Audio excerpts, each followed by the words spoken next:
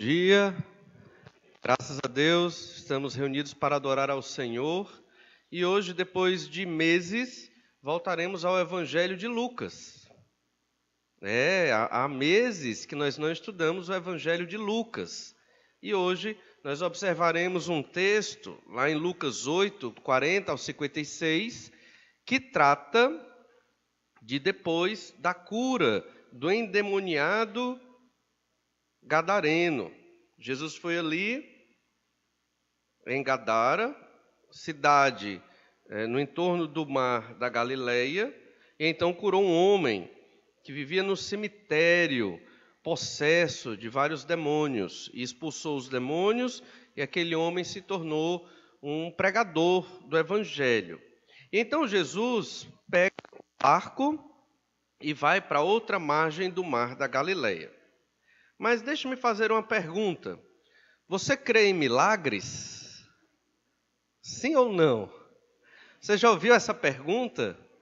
Ela é muito conhecida, né? Esse desafio, você crê em milagres?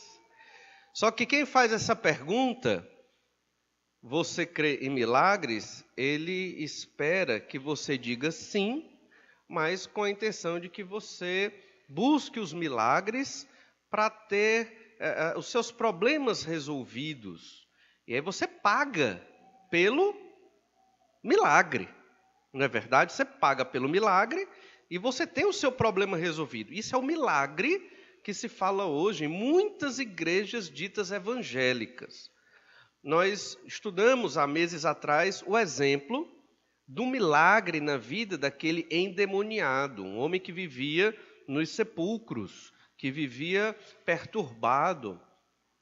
E agora nós vamos ver outros milagres que Jesus continua fazendo.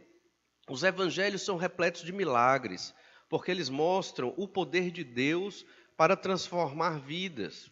Só que o milagre, quando ele era executado pelo Senhor Jesus Cristo no Novo Testamento, não era somente para o benefício humano. Também, mas não principalmente. O milagre era principalmente realizado para que o nome de Deus fosse glorificado, para que o povo visse que Jesus é Deus. Para isso servia o milagre. Na nossa época, o milagre, ele é visto somente como assistência social. O milagre, ele foi remodelado como uma atitude humanista, tudo pelo homem. Deus serve ao homem. Nas igrejas, o que importa é que o homem seja agradado. Só que no Novo Testamento, o milagre ele é realizado, é executado pelo Senhor para a glória de Deus. Tudo que você for fazer na igreja ou fora dela, ou na igreja fora das paredes aqui, mas na igreja em sociedade, você deve pensar nisso. Eu estou sendo humanista ou estou fazendo para a glória de Deus? É interessante que antigamente, quando se formavam os alunos do ensino no fundamental e tudo, no médio, chamava-se assim, isso bem antigamente, né? Formação, a turma dos humanistas, que se formaram no ano tal. Lembram disso ou não? Pastor Kels? Não? Por que riram, né? A turma dos humanistas. Quer dizer que foram aqueles que terminaram, né, o seu ensino fundamental, médio e tudo, são os humanistas.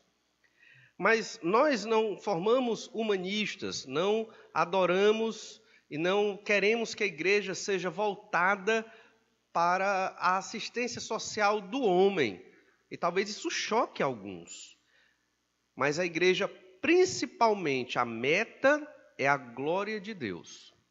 É agradar a Deus. E, assim, junto com esta meta, tem o segundo grande mandamento de agradar o próximo. Agradar não, de amar o próximo para podermos chegar a amar a Deus.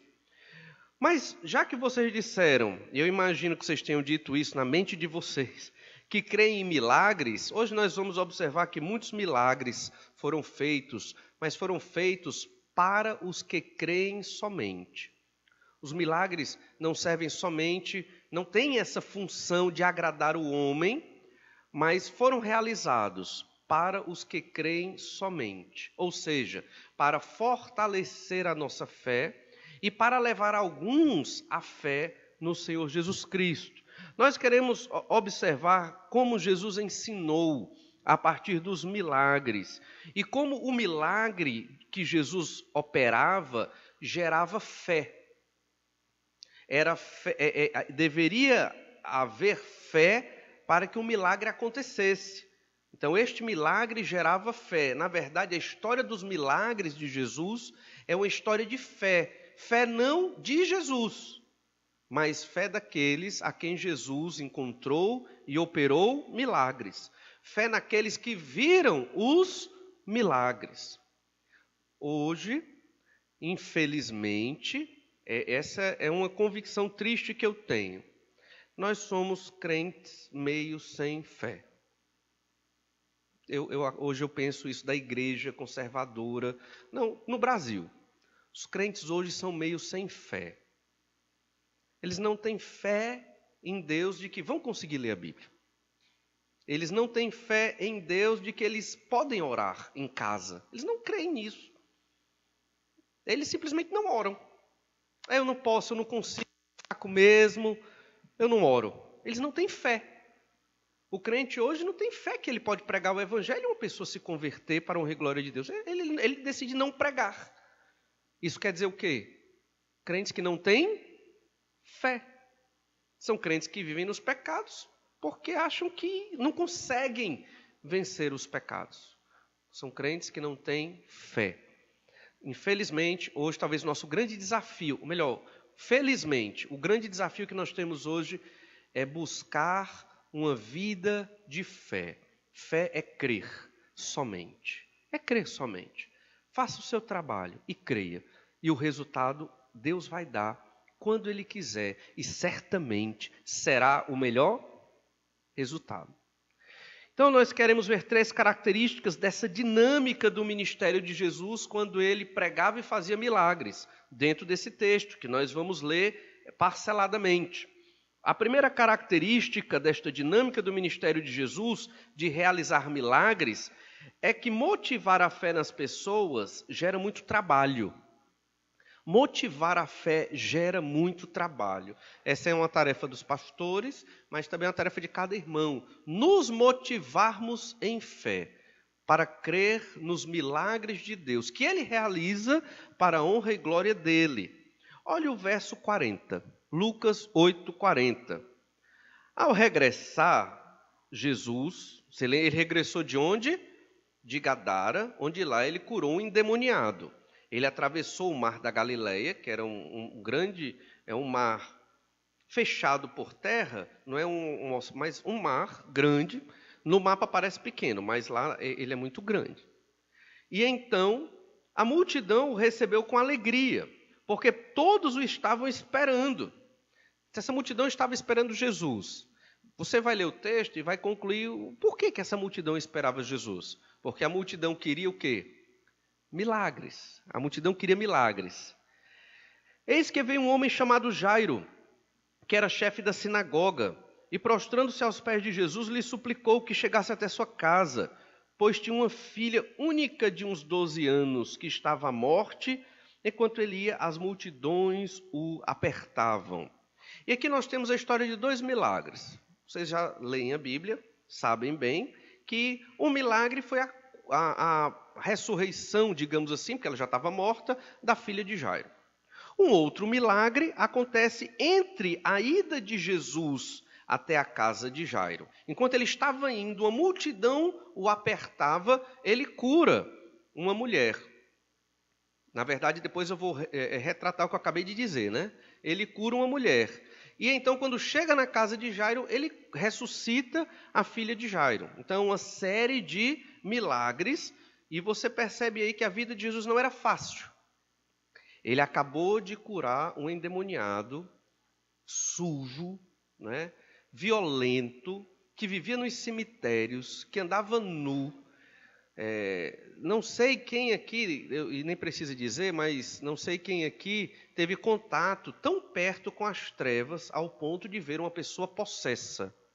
Não é nada agradável, psicologicamente, espiritualmente, algo que abala, né? Você fica abalado, triste, alguns até depressivos, por entrar em contato com as trevas de modo tão claro quando se entra em contato com uma pessoa possessa. É terrível, terrível, é um negócio terrível.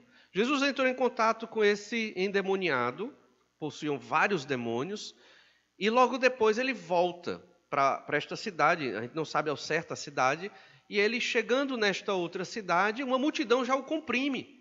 Então Jesus talvez teve um momento de descansar na travessia de barco. E então, chegando na cidade, a multidão o comprimindo, ele já tem que curar uma pessoa, no meio ele já cura outra pessoa.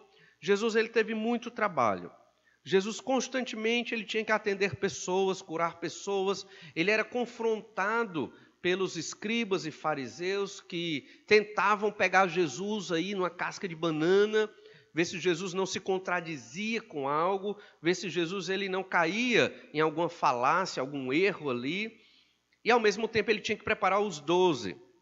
E ao mesmo tempo ele tinha que orar. E à madrugada ele estava orando. E o ministério de Jesus nestes milagres era motivar o povo de Israel a ter fé. Fé para a salvação nele, no próprio Senhor Jesus Cristo, mas uma fé também que fizesse com que o povo de Israel saísse do marasmo. Israel, nesse período aqui, somente se preocupava com a sua libertação do poder de Roma, objetivos políticos e sociais. Israel não estava se preocupando com a sua missão como povo de Deus nesse período. E então, por este relato inicial, percebemos que dá trabalho, muito trabalho, motivar a fé nas pessoas. Você consegue motivar alguém a ter fé? Às vezes o casamento tem dificuldades. Aí vem um irmão compartilhar com você e você diz, é isso mesmo. Não tem futuro não. Já pensou? Que fé, né? Que fé. Ou então a dificuldade com os filhos, um filho ou outro, um problema, uma situação, e aí você, é assim mesmo, eles são assim, é entregar a Deus e pronto. Cadê a fé? Nós temos que motivar as pessoas, os nossos irmãos em fé, mas para isso nós temos que ter fé. Fé é crer somente. Creia somente. Leia a Bíblia e crê. Pronto. Segue o método de Deus. Se vai ser difícil, se vai ser fácil, se vai dar problema, se não vai dar, se eu consigo, se eu não consigo, é outra história. Apenas creia e siga. E isso é fé. É tão simples que chega a ser complicado. Devemos motivar as pessoas na fé. Jesus motivava com os milagres, com a pregação, Filho de Deus, o Salvador. Hoje nós motivamos com a nossa vida. E a fé, junto com a palavra e a oração, é uma grande arma que nós temos. Essa primeira fé foi implantada em nós no dia da nossa regeneração, pelo poder do Espírito Santo de Deus. Depois de regenerados, agora nós podemos desenvolver a nossa fé. Provações vêm para eu desenvolver a minha fé. Ao ponto de estar no centro da provação e do problema, agradando a Deus, crendo no Senhor, porque Ele é soberano e Ele cuida de todas as coisas. Eu posso estar, mesmo com um grande problema, uma grande dificuldade, servindo ao Senhor, tranquilo, lendo a minha Bíblia, orando, porque eu creio que o Senhor está no controle das coisas. Então, vamos nos motivar à fé um ao outro. Quando o irmão tiver dificuldade, problema, for compartilhar com você, motive-o a crer nas respostas que a Bíblia dá. Mas também, outra característica do ministério do Senhor Jesus é muito interessante, é que um toque de fé em Jesus muda toda uma vida. Um toque de fé em Jesus muda toda uma vida. Esse toque de fé é uma expressão aqui, obviamente uma metáfora que nós estamos usando para representar o momento em que você crê que Jesus realmente é a solução. Né? Solução não porque Ele resolve tudo, mas solução porque ele é a resposta para tudo. Mas especificamente este toque de fé aconteceu na cura desta mulher.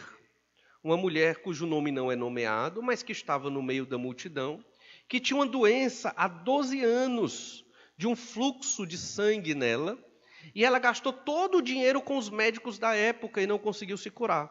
Então, além de doente, ela ficou o quê? Pobre. Né?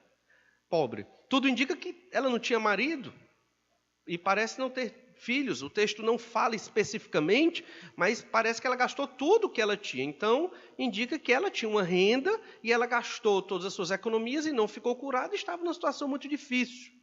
Jesus estava indo para a casa de Jairo. Jairo era um chefe da sinagoga, ou seja, ele era um judeu muito importante. Jesus estava indo lá curar a filha de Jairo, filha única, de 12 anos também. Também porque combinou 12 anos de sofrimento com fluxo da mulher e 12 anos de idade da filha de Jairo. E no meio do caminho, a multidão apertava Jesus, porque a multidão queria milagres. Olha o verso 43, Lucas 8, 43.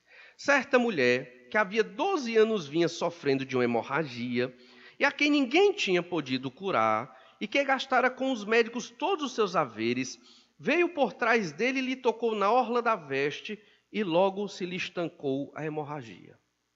Ela ficou curada.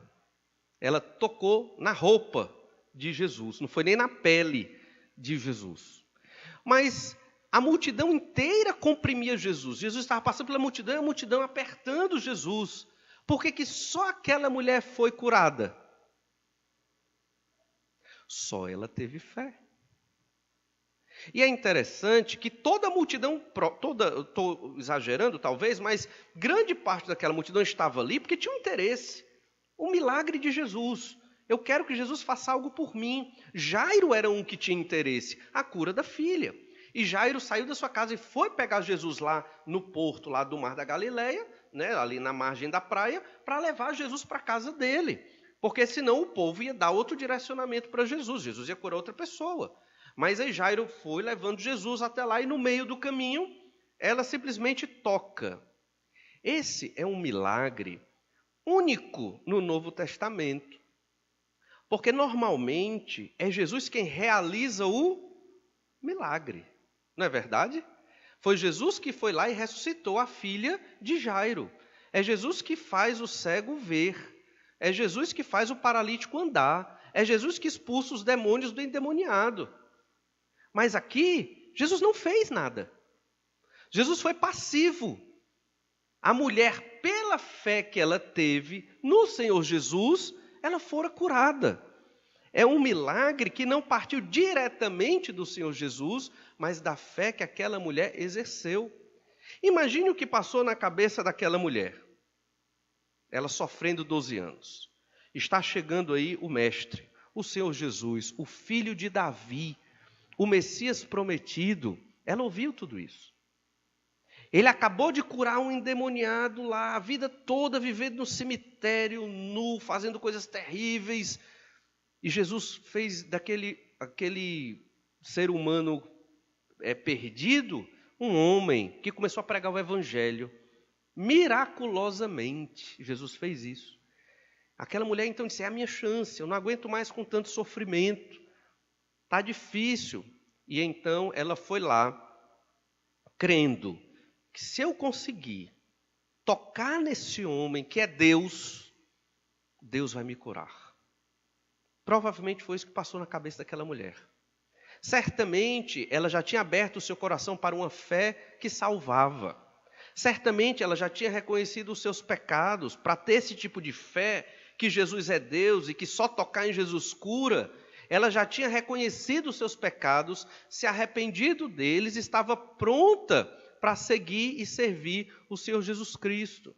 Então ela nem fala, ela nem pede, ela simplesmente toca. A multidão não pensou dessa forma.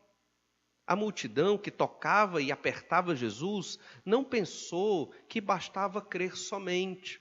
A multidão queria um milagre. mas não queria viver em fé, na fé em Jesus, não queria. Por isso que os milagres são para os que creem somente. É necessário somente crer. E o Senhor faz o resto, porque tem coisa que nós não podemos fazer. Essa mulher tentou se curar a vida toda, 12 anos, gastando os recursos que ela tinha, ela não conseguiu. Somente Deus pode me curar. E então, naquela multidão, ela tocou o Senhor Jesus. E se Jesus não tivesse dito nada, ela ia embora. Mas Jesus disse: quem me tocou? Pergunta estranha, a multidão apertando Jesus: quem me tocou? Versículo 45. Quem me tocou? Como todos negassem, Pedro, com seus companheiros, disse: Mestre, as multidões te apertam e te oprimem, e dizes: quem me tocou? Contudo, Jesus insistiu: alguém me tocou. Pedro não entendeu. A multidão não entendeu. Todo mundo tocava em Jesus, mas é porque Jesus falou de um toque diferente. Um toque de fé. O toque de uma pessoa que creu. Creu que Jesus era Deus e tinha poder para resolver o seu problema. Ela não queria só o milagre. Ela já cria em Jesus. Ela já tinha essa fé. E por isso que ela recebeu o milagre. É diferente. A multidão queria o milagre, mas não queria crer. Os evangélicos no Brasil querem um milagre, mas eles não querem crer em Jesus. Você é um evangélico que quer só um milagre?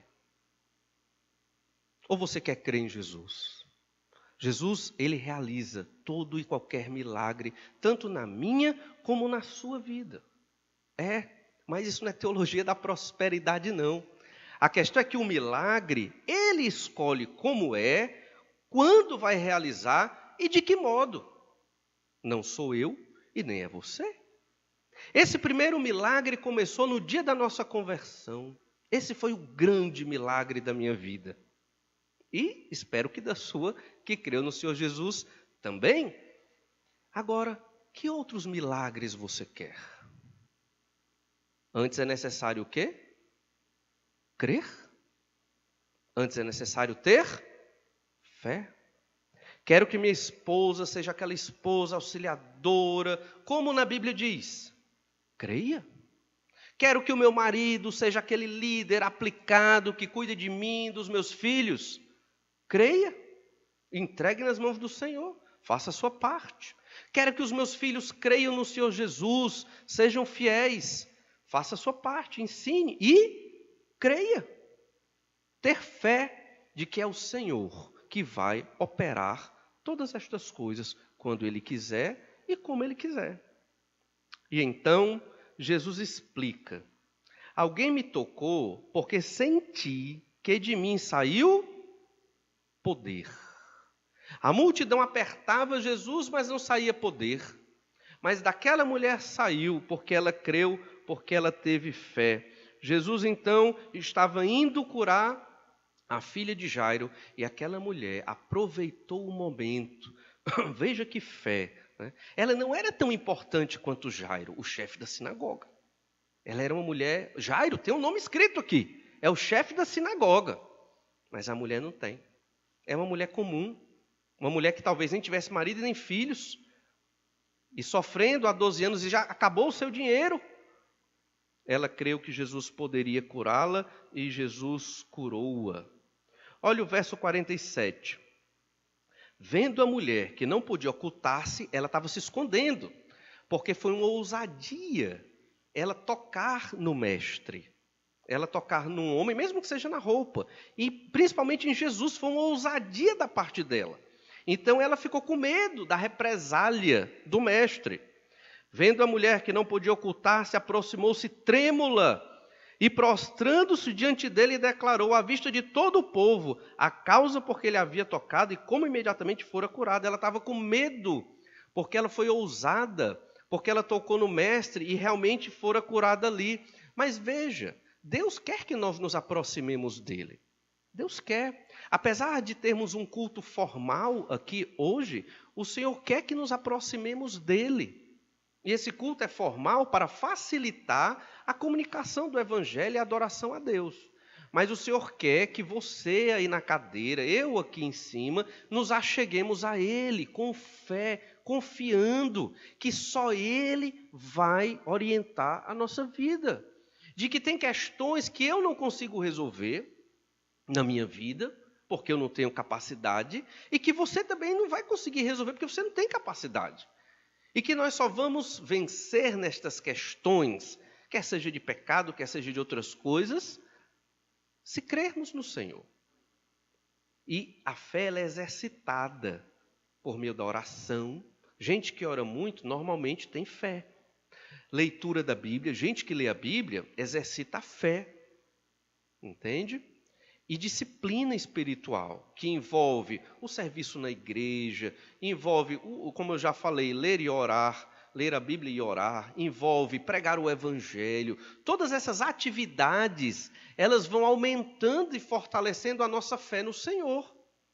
Mas no momento que eu não tenho tempo para ler a Bíblia, nem para orar, nem para pregar o Evangelho, nem para discipular um irmão, ou novo convertido, ou que pediu esse auxílio.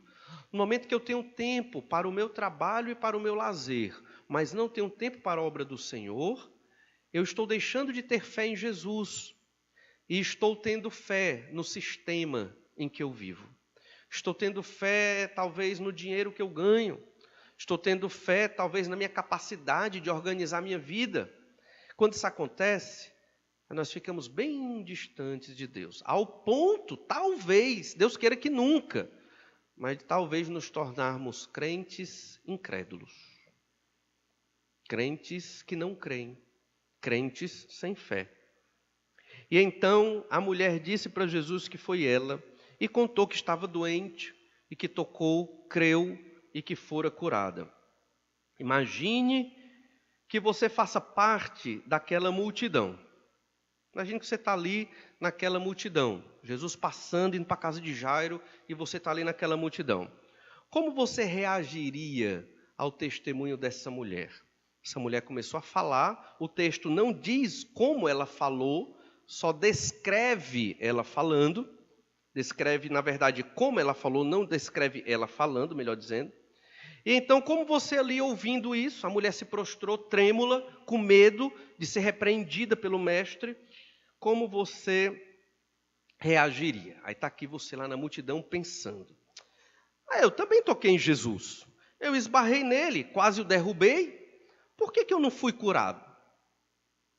Por que eu não recebi a bênção? Porque somente esta mulher pode ser curada assim? É acepção de pessoas. Isso é acepção de pessoas. Só ela foi curada e eu não? Todos têm que ser curados. Talvez alguns reagissem assim, naquela multidão. Outros poderiam dizer, eu também toquei em Jesus, esbarrei nele, por que eu não fui curado? Será que sou tão mal assim que Jesus não pode me curar? Acho que sou mesmo. Vou para casa sofrer a minha doença. Outros poderiam reagir dessa forma. Vitimização. Vitimização não tem nada a ver com reconhecimento de pecado, nem com santidade. Vitimização é pecado. Ou você poderia reagir assim. Eu também toquei em Jesus, esbarrei nele, quase o derrubei. Por que será que eu não fui curado? Será que tenho fé em Jesus para ser curado como aquela mulher? Talvez não. Ela teve fé e foi curada. Ela foi abençoada. Eu não. Será que eu tenho fé? Será que a fé que eu possuo é uma fé que salva a minha alma? Fé de Deus, é claro que veio a mim. Será que esta fé é uma fé que me transforma dia após dia? Eu tenho fé? Como faço para ter fé? Já sei. Acho que eu vou aprender com aquela mulher. Vou seguir Jesus, ler a palavra e ter vida de oração. Talvez eu aprenda a ter fé. É isso que nós devemos aprender com esta história. Aprender sobre este toque de fé. Somos crentes que não creem. Somos crentes que leem a Escritura. Muitos de nós até conhecem a Escritura bem, mas na prática não vivemos com fé de que a Escritura, ela apresenta a resposta, os caminhos para a nossa vida. E aí desanimamos, nos vitimizamos. E nos escondemos e nos tornamos muitas vezes crentes ritualistas, crentes sem fé. E Jesus disse para aquela mulher, então lhe disse, filha, a tua fé te salvou, vai-te em paz, no versículo 48. Jesus não queria repreender a mulher, queria mostrar que aquela mulher, ela teve uma fé que demonstrou sua salvação. Certamente ela já era salva, já era crente no Senhor Jesus, já cria nele por ouvir as mensagens de Jesus em outros lugares.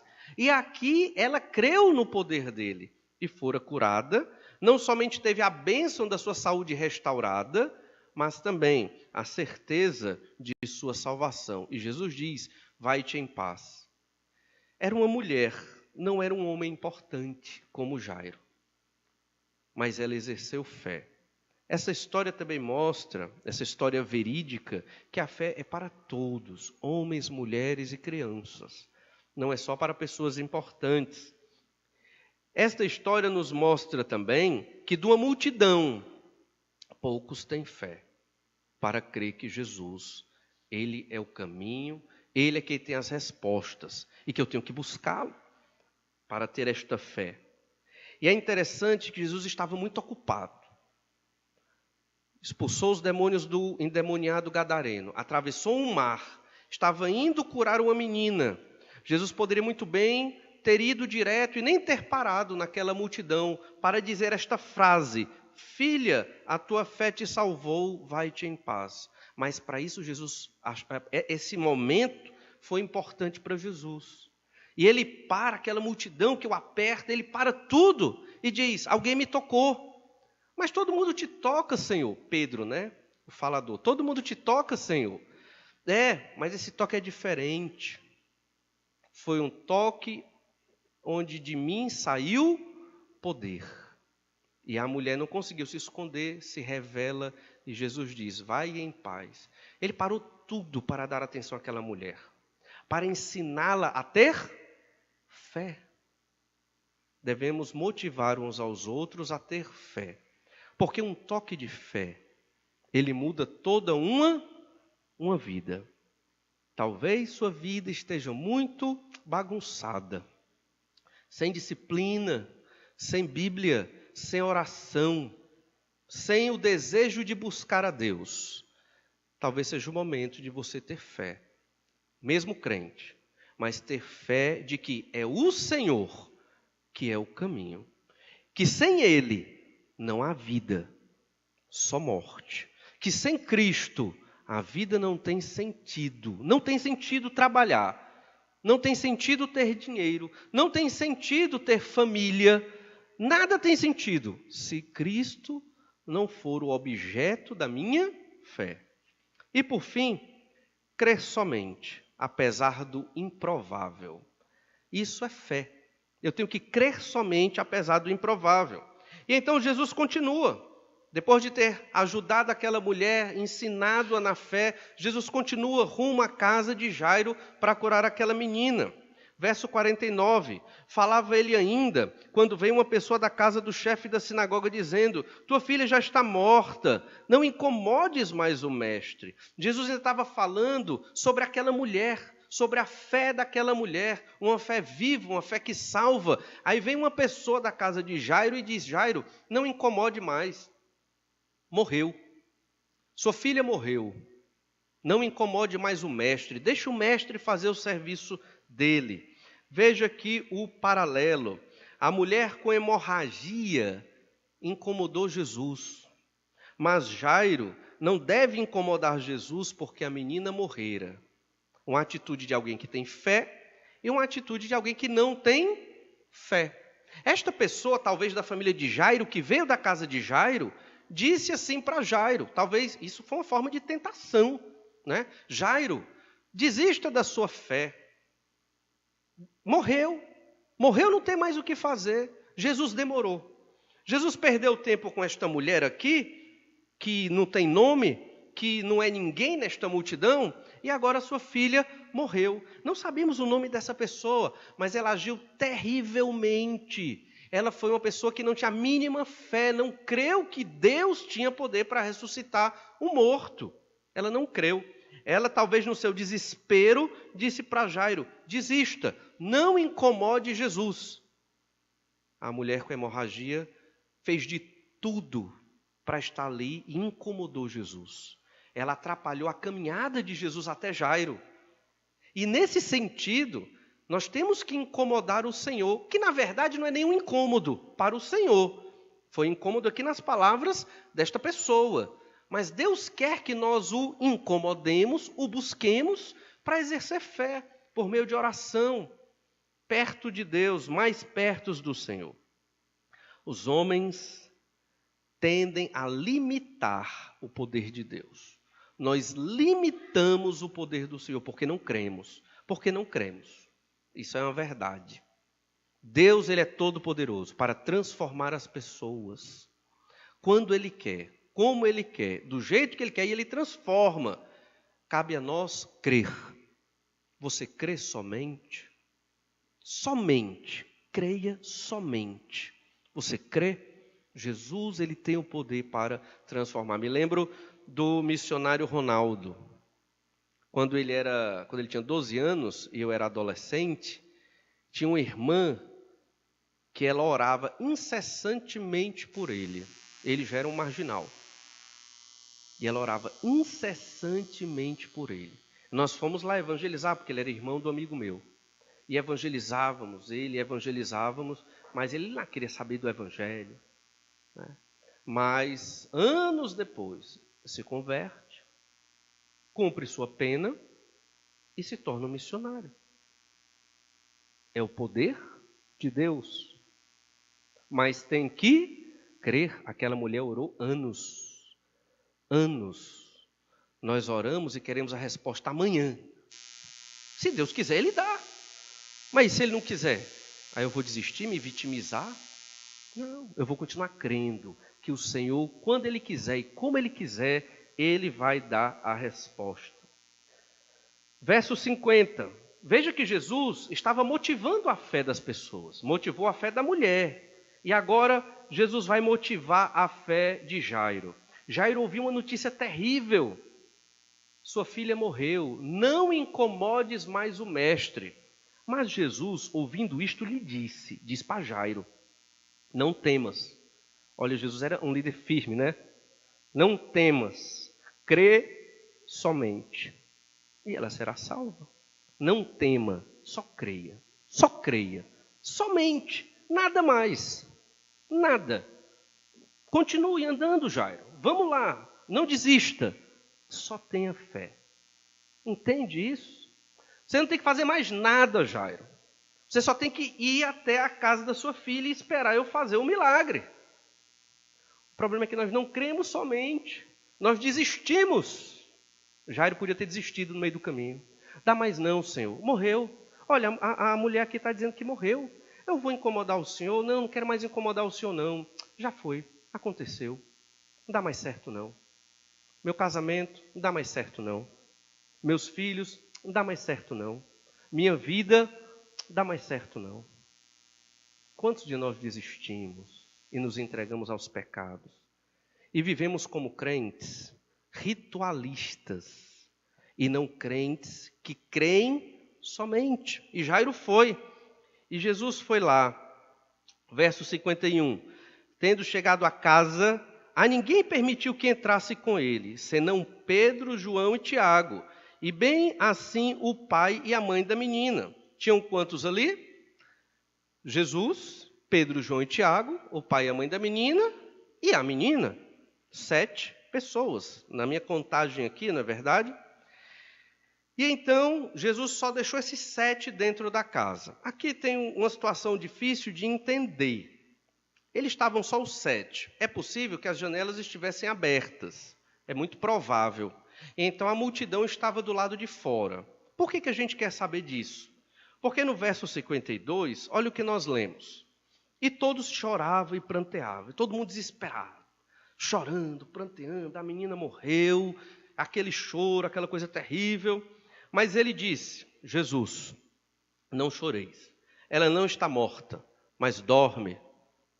E riam-se dele, porque sabiam que ela estava morta, né? Riam de Jesus.